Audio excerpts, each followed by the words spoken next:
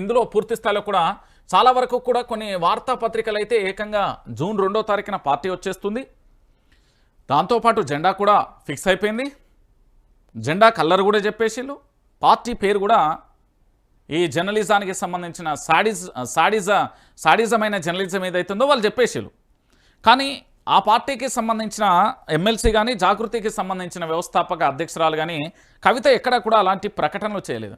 So ఒకసారి పూర్తిగా కూడా ఇవన్నీ కూడా మనం చూసే ప్రయత్నం అయితే చేద్దాం. సో ఏం జరుగుతుంది ఏంటి అనేది ఒకసారి ఇక్కడ చూద్దాం.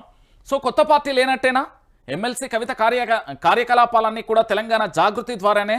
బీఆర్ఎస్కు సమాంతరంగా జాగృతి ప్రోగ్రామ్స్, ఇక చురుగ్గా కార్యక్రమాలు, నిరసనలు, జిల్లాల పర్యటనలు, 30 వరకు అనుబంధ విభాగాల ఏర్పాటు, జాగృతి బలోపేతం దిశగా కూడా కవిత రాజకీయ వ్యూహం. ఇక పూర్తిగా చూడొచ్చు. కేసీఆర్కు బీఆర్ఎస్ జాగృతి 2 కళ్ళు. ఆయనపై ఈగ వాలినా కూడా ఊరుకోబోం. కేసీఆర్కు నోటీసులంటే యావత్తు తెలంగాణకి ఇచ్చినట్టే. ఎమ్మెల్సీ కల్వకుంట్ల కవిత తెలంగాణ జాగృతి నూతన ఆఫీస్ ప్రారంభం. ఇక పూర్తి స్థాయిలో కూడా అసలు ఏం జరుగుతున్నది, ఏం కథ అనేది చాలా స్పష్టంగా కూడా మనం దీన్ని ఒకసారి చర్చిద్దాం. ఎమ్మెల్సీ కవిత కొత్త పార్టీ పెట్టబోతున్నారని జూన్ 2వ తేదీన ప్రకటన చేస్తారని సోషల్ మీడియాలో ప్రచారం జరుగుతున్నది. కానీ కొత్త పార్టీ ఏర్పాటు లేనట్టేనని, ఇక పై తన కార్యకలాపాలని తెలంగాణ జాగృతి ద్వారానే చేయనున్నట్లుగా ఆమె పరోక్షంగా ప్రకటించారు. రాబోయే రోజులలో బీఆర్ఎస్కు సమాంతరంగా ఆమె తన కార్యకలాపాలని జాగృతి ద్వారా కొనసాగించబోతున్నారని స్పష్టమవుతుంది. శనివారం తెలంగాణ జాగృతి నూతన కార్యాలయాన్ని ప్రారంభించడం ద్వారా కొత్త పార్టీ లేదని ఆమె పరోక్షంగా సంకేతాలు ఇచ్చారని రాజకీయ వర్గాల అభిప్రాయం. ఆమెకు కొత్త పార్టీ పెట్టే ఉద్దేశం అంటే తెలంగాణ జాగృతికి కార్యాలయం, కమిటీలను ఎందుకు ఏర్పాటు చేస్తారంటూ కూడా ప్రశ్నలు ఉత్పన్నమయ్యాయి. అంతా తెలంగాణ జాగృతి ఆధ్వర్యంలోనే. ఇక ఒక రాజకీయ పార్టీగా ఎన్ని కార్యకలాపాలు చేపట్టవచ్చో వాటన్నింటినీ తెలంగాణ జాగృతి ద్వారా చేసి చూపించాలని కవిత నిర్ణయించుకున్నట్లుగా తెలుస్తుంది. జాగృతికి అనుబంధంగా దాదాపుగా 30 సంఘాలను ఏర్పాటు చేయాలని నిర్ణయించారు. వీటిలో కొన్నింటిని ఇప్పటికే ప్రకటించారు. త్వరలో మిగిలిన వాటిని కూడా ఏర్పాటు చేయనున్నారు. ప్రతి విభాగానికి సంబంధించి అనుబంధ సంఘాన్ని కూడా ఏర్పాటు చేయాలని నిర్ణయించారు. దీనికోసం ఇప్పటికే జిల్లాల నుంచి ఉత్సాహవంతులైన వారి పేర్లను కూడా సేకరించారని, వారితో సంప్రదింపులు జరుపుతున్నట్లుగా తెలిసింది. ప్రతి వ్యవస్థలో జాగృతి సంస్థ ఉండాలనే ఆలోచనలో ఆమె ఉన్నట్లుగా తెలిసింది. దీంట్లో భాగంగా ఇప్పటికే కీలకమైన బొగ్గుగని సంఘాన్ని ఆమె ఏర్పాటు చేశారు. త్వరలో టీచర్లు, ఆర్టీసీ, ఆటో తదితర సంఘాలను కూడా ఏర్పాటు చేయబోతున్నట్టుగా తెలుస్తున్న పరిస్థితి అయితే కనబడుతుంది. ఇక కార్యక్రమాలు వేగవంతం. ఈ నెల 2వ తేదీన కవి సమ్మేళనం తరహాలో ఒక కార్యక్రమం నిర్వహించనున్నారు.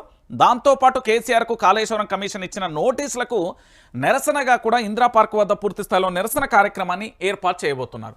ఇది ఒక అంశానికి సంబంధించి. ఇక దాంతోపాటుగా మరో పత్రికకు సంబంధించి ఎలా రాసుకొచ్చింది అనేది కూడా ఒకసారి చూద్దాం. ఎందుకంటే ప్రతి పత్రికలో రాసే ప్రతి వ్యాఖ్య కూడా చాలా ఇంపార్టెంట్ అయిన విషయం. ఇది తెలంగాణ ప్రాంత ప్రజలందరికీ కూడా తెలవాల్సిన విషయం. ఇప్పటి వరకు పూర్తిగా కూడా జాగృతికి సంబంధించి జరగబోతున్న కార్యక్రమాలేంటి, జాగృతి ఎలాంటి నిర్వహణ చేయబోతుంది, దానికి సంబంధించి కూడా శ్రీకాంత్ గౌడ్ చాలా స్పష్టంగా చెప్పారు. ఇప్పుడు దీనికి సంబంధించి పత్రికలో ఎలా రాశారో కూడా చూద్దాం. జాగృతి తెలంగాణ జాగృతి కేసీఆర్ 2వ కన్ను. ఆయన మీద ఈగ వాలినా కూడా ఊరుకోబోం. జాగృతి ఏమడిగినా కూడా కేసీఆర్ చేసిండు. ఇక మేము పని చేస్తుంటే ఓర్వలేని వాళ్ళు చాలా మాటలు మాట్లాడుతున్నారు. కాళేశ్వరం నోటీసులకు వ్యతిరేకంగా జూన్ 4న ధర్నా. రేవంత్ ఒక్కసారి కూడా జై తెలంగాణ అనలే. జూన్ 2న అనాలే, అమరులకు నివాళులు అర్పించాలే. రాజు యువ వికాసం పేరును మార్చాలి. రాజీవ్ యువ వికాసం ఏదైతే ఉందో దాని పేరును మార్చాలి. BRS MLC Kalvakuntla Kavitha. ఇక బీఆర్ఎస్ ఎమ్మెల్సీ కవిత కన్ఫ్యూజ్ అవుతున్నారట. పొలిటికల్ గ్రౌండ్లో ఎప్పుడు ఏం మాట్లాడాలో, ఎలా మాట్లాడాలో తెలియక తిక్కమక్క అవుతున్నారట. ఇటీవల ఆమె వరుసగా చేసిన వ్యాఖ్యలే ఎగ్జాంపుల్ అన్న రాజకీయ వర్గాలలో జోరుగా చర్చ నడుస్తుంది. ఇక్కడ పూర్తి స్థాయిలో ఏంది అంటే పాజిటివ్ వే, ఇక్కడ నెగిటివ్ వేసిన పరిస్థితి కనబడుతుంది. ఒక్కోసారి ఒక్కొక్క మాట. బీఆర్ఎస్లో కోవట్లున్నారని ఒకసారి, కేసీఆర్ చుట్టూ దయ్యాలున్నాయని ఇంకోసారి, మీడియా ఫేక్ వార్తలను రాస్తుందని మరోసారి, అదే మీడియా చిచ్చాట్లో మరో భాము. పార్టీకి డ్యామేజ్ అయ్యేలా వ్యాఖ్యలు, బీజేపీలో విలీనమంటూ స్టేట్మెంట్లు, ముఖ్య నాయకులను టార్గెట్ చేస్తూ మాటలు. ఇప్పుడు కేసీఆర్కు ఒక కన్ను బీఆర్ఎస్, మరో కన్ను జాగృతి అంటూ కూడా పూర్తి స్థాయిలో జరుగుతున్న పంచాయతీ. సో దీనికి సంబంధించి ఒకసారి మనం లోతుగా కూడా చర్చించాల్సిన ఆవశ్యకత ఉంటుంది. సో ఎమ్మెల్సీ కవితకు సంబంధించి ఇక్కడ 3 పరిణామాలను మనం చర్చించాలి.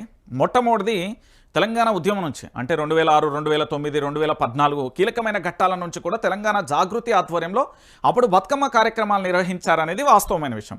2014 అధికారంలోకి వచ్చిన తర్వాత జాగృతి కార్యక్రమాలకు సంబంధించి కాస్త ఏంది అంటే యాక్టివ్గా లేకుండా దాన్ని కాస్త మరి ఏం జరిగింది అనేది మనకు కూడా తెలియదు. 10 సంవత్సరాల పాటు కాస్త స్తబ్దంగా నిశ్శబ్దంగా ఉన్న పరిస్థితి కనబడింది. మళ్ళీ ఒక్కసారిగా జాగృతి తెర మీదకి ఏ విధంగా వచ్చింది, జాగృతి తెర మీదకి రావడానికి కారణాలేంటి, అసలు ఇప్పుడున్న పరిస్థితులలో జాగృతి తెలంగాణ ప్రాంత ప్రజలకు ఎలా అవసరం, దీని గురించి మనం చర్చిద్దాం. సో మొట్టమొదటిసారిగా ఎమ్మెల్సీ కవితకు సంబంధించి పూర్తి స్థాయిలో మొదటి పాయింట్ ఏంటంటే లిక్కర్ స్కామ్ అనే ఒక ఆరోపణతోనే, అసలు లిక్కర్ స్కామ్కు ఎమ్మెల్సీ కవితకు పూర్తి స్థాయిలో కూడా సంబంధం లేదు అనేది ఒక క్లియర్ కట్. దాన్ని ఎట్లా మనం బేరుజు వేయచ్చు అంటే దానికి సంబంధించిన కొన్ని ఎగ్జాంపుల్స్తో పాటు నా దగ్గర కొన్ని సాక్ష్యాలు కూడా ఉన్నాయి. ఒకసారి దాన్ని చూసే ప్రయత్నం చేద్దాం. ఒకవేళ ఎవరి మీదైనా, అది ఏ అనే పర్సన్ కావచ్చు, బి అనే పర్సన్ కావచ్చు, ఎవరి మీదనైనా ఈడీ ఒక ఆరోపణకు సంబంధించి ఏదైనా ఒక ఎఫ్ఐఆర్ అయిందనుకో, దానికి సంబంధించి ఎఫ్ఐఆర్ అయిన తర్వాత ఆరోపణలు నిజానిజాలు అనేది కేవలం ఏంది అంటే అక్కడ ఎవరైతే బాధితులు ఉంటారో వాళ్ళే తేల్చుకోవాల్సిన అవసరం ఉంటుంది. సో ఈడీ ఒక కేసు నమోదైతే ఒకసారి కనుక అరెస్టు చేస్తే అవి నిజమైన అబద్ధమైన పూర్తి స్థాయిలో వాళ్ళ పరిగణలో ఉంటారు, వాళ్ళకి అరెస్టు చేసే ఆ ఛాన్స్ ఉంటుంది. ఇది చట్టం ప్రకారం. సో లిక్కర్ స్కామ్కు పూర్తి స్థాయిలో కూడా ఎమ్మెల్సీ కవితకు సంబంధించి ఇక్కడ పూర్తిగా కూడా ఆరోపణలు మాత్రమే పరిమితం అయిపోయిన పరిస్థితి కనది. ఈ ఆరోపణలు ఏవైతే ఉన్నాయో ఈ ఆరోపణల వరకే పులి స్టాప్ పడ్డ పరిస్థితి కనబడింది. దాంట్లో సాక్ష్యాలు కానీ ఇతరత్ర కానీ ఏవీ లేని పరిస్థితి కనబడింది. చాలామంది పేర్లు వచ్చాయి, కానీ ఈడీ ఏదైతే షార్ట్షీట్ పేర్కొన్నదో దాంట్లో కేవలం ఆరోపణకు మాత్రమే పరిమితం అయిపోయింది. సో ఇది ఒకటే అంశం. ఇక రెండో అంశం, 6 నెలల పాటు సుదీర్ఘంగా కూడా జైల్లో ఉన్న పరిస్థితి కనబడుతుంది. ఏ విధంగా ఒక రాష్ట్ర ముఖ్యమంత్రి గారి కుమార్తె ఏకంగా కూడా జైల్లో ఉన్నప్పుడు పూర్తి స్థాయిలో కూడా ఆ కేసుకు సంబంధించి ఫేక్ అని తెలిసినా కూడా ఎక్కడ ఎవరు కూడా ముందడుగు వేయలేకపోయారు. ఇది రెండో అంశం. ఇక మూడో అంశం, కవిత పూర్తి స్థాయిలో బయటికి వచ్చిన తర్వాత కొన్ని రోజుల పాటు అంటే అనారోగ్య రీత్యా కావచ్చు లేదా ఇతరత్ర కారణాల రీత్యా సైలెంట్ అయిపోయిన పరిస్థితి కనబడింది. దాంట్లో భాగంగా ఎక్కువ సమయం కూడా తన తండ్రి కేసీఆర్తో గడిపింది. ఫామ్ హౌస్లో పూర్తి స్థాయిలో కూడా కొన్ని నెలల పాటు ఉన్న పరిస్థితి కనబడింది. సో పూర్తిగా కూడా తన కుటుంబానికి సమయం కేటాయించిన పరిస్థితి కనబడింది. దాని తర్వాత మళ్ళీ అంటే పొలిటికల్ గ్రౌండ్లో ఏం జరిగిందో ఆఫ్ ది రికార్డ్ ఎవరికీ తెలియదు, కానీ ఒక్కసారిగా కూడా పూర్తి స్థాయిలో రాజకీయాలలో మళ్ళీ కూడా యాక్టివ్ అయిపోయిన పరిస్థితి కనబడింది. ఏ విధంగా అంటే ఇక్కడ మీరు ఒక్కసారి చూడండి, తెలంగాణ ప్రాంత ప్రజలందరూ కూడా ఆలోచించాల్సిన విషయం ఏంటంటే అది కేవలం ఆరోపణ మాత్రమే, నిజానిజాలు ఎవరు కూడా తేల్చలేదు. దానికి సంబంధించిన దర్యాప్తు పూర్తయింది. దాంట్లో కేవలం ఆరోపణ మాత్రమే, ఈ స్కామ్కు లిక్కర్ అనే ఒక ఆరోపణ మాత్రమే ఉంది. దీంట్లో వాస్తవాలు ఏంది అనేది ఎపిసోడ్ క్లోజ్ అయితే కానీ మనకు కూడా తెలియదు. దీనికి సంబంధించి 6 నెలల పాటు కూడా ఒక ఆడబిడ్డ ఇబ్బంది పడ్డ పరిస్థితి, దాంతోపాటు కొన్ని నెలల పాటు తన తండ్రితో కూడా పూర్తి స్థాయిలో కూడా ఉన్నది. దాని తర్వాత పూర్తిగా మళ్ళొకసారి పాలిటిక్స్లో యాక్టివ్ అయి దాంట్లో భాగంగా పూర్తి స్థాయిలో అప్పుడు గురుకులాలకు సంబంధించిన ఫుడ్ పాయిజన్ జరుగుతున్న తరుణంలో ఆ కుటుంబాలను పరామర్శించడమే కాకుండా వాళ్ళకు మనోధైర్యాన్ని ఇచ్చిన పరిస్థితి కనబడింది. ఆ తర్వాత కార్యకర్తలను గెలవడం కానీ ఉత్సాహంగా కూడా గతానికి పోలిస్తే అంటే తెలంగాణ ఉద్యమానికి దాంతోపాటు 10 సంవత్సరాల అధికారం ఈ రెండింటికి కలిపితే మరింత ఉత్సాహంగా కూడా ప్రజల్లోకి వెళ్ళే ప్రయత్నం చేశారు ఎమ్మెల్సీ కవిత. సో దీంతో భాగంగా ఇక్కడ విషయం ఏంది అంటే తన కార్యక్రమాలు జాగృతి ఆధ్వర్యంలో చేస్తున్నారు, వ్యక్తిగతంగా వెళ్తున్నారు, తనకు నమ్ముకున్న వారిని ఇతరత్ర వాళ్ళందరికీ కార్యక్రమాలు చేస్తూ ముందడుగు వెళ్తున్న తరుణం కనబడింది. సో ఇది ఇక్కడికి అయిపోయింది. ఇక్కడికి అయిపోయిన తర్వాత ఎపిసోడ్ ఏమైపోయింది అంటే ఇక్కడ బీఆర్ఎస్కు సంబంధించి ప్రధానంగా కూడా మీరు బీఆర్ఎస్ పార్టీలో నలుగురిని చాలా క్లారిటీగా చూడొచ్చు. ఒకటి కేసీఆర్ ఉద్యమ నాయకుడు, అందరికీ కూడా నాయకుడు, ఆ పార్టీకి సంబంధించి ఏంది అంటే బీఆర్ఎస్ పార్టీకి సంబంధించి.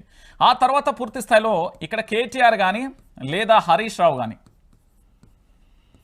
దాంతోపాటు ఇక్కడ కవిత కానీ, వీళ్ళు పూర్తి స్థాయిలో కూడా పార్టీకి 4 దిక్కులు 4 స్తంభాలు అనుకోవచ్చు. ఎందుకంటే కేసీఆర్ ఆదేశాలను తూచా తప్పకుండా పాటించే వ్యక్తులు. సో బీఆర్ఎస్ పార్టీతో కొన్ని కార్యక్రమాలు చేస్తూనే జాగృతిని బలోపేతం చేయాల్సిన అవసరం వచ్చింది. ఎందుకు అంటే ఈ తెలంగాణలో పూర్తి స్థాయిలో కూడా ఇప్పుడున్న పరిస్థితులలో కూడా ఒకటి ప్రాంతీయ పార్టీ అవసరం అనేది చాలామంది కూడా గొప్ప గొప్ప మేధావులతో పాటు చాలామంది కూడా వాదిస్తున్న పరిస్థితి కనబడుతుంది. ఆ ప్రాంతీయ పార్టీ ఎవరి ఆధ్వర్యంలో ఏ విధంగా పురుడు పోసుకుంటుంది అనేది $1 మిలియన్ ప్రశ్న. అది ఎలాగైనా కావచ్చు. ఎందుకంటే ఇప్పుడు తెలంగాణ ప్రాంత ప్రజలకు ప్రాంతీయ పార్టీ అనేది అవసరం. ఏ విధంగా అంటే ఇప్పుడు